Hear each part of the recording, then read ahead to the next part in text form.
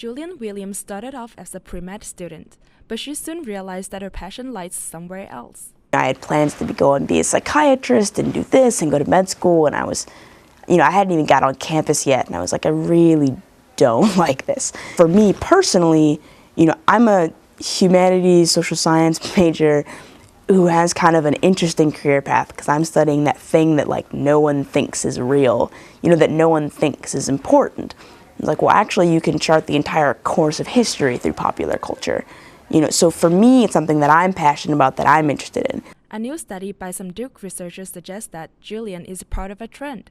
The study shows that Black students at Duke are having much harder time than others in difficult majors, such as mathematics, economics, natural sciences, and engineering. It also shows that Black students are more likely to give up on these hard subjects in exchange for the higher GPA they need to excel beyond college.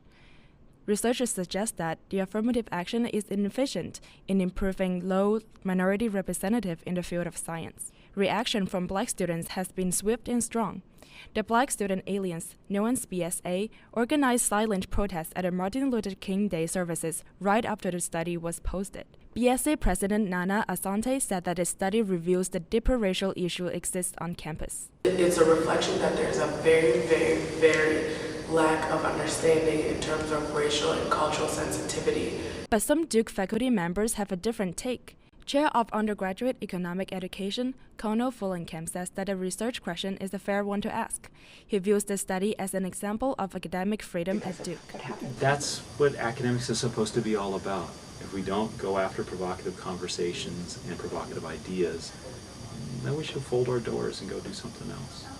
But this very controversial paper somehow made its way to the Supreme Court as an academic evidence against the affirmative action. In 2011, white student Abigail Fisher decided to sue University of Texas for giving students of color preferential treatment during admission.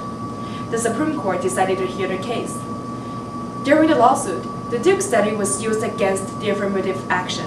Her attorneys are using this document to say, see, Duke has proof. Duke has proof that their own affirmative, preferentially admitted students aren't even doing well.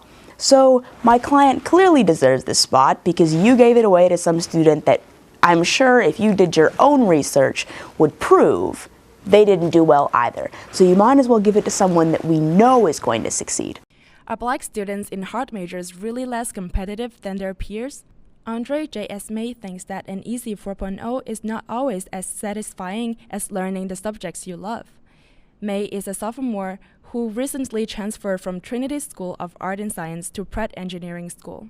Courses are a lot more demanding, time demanding, mainly because of labs, but I find it more interesting. May provides evidence that the study does not apply to all Black students, but perhaps it's opened a needed dialogue about race relations on campus.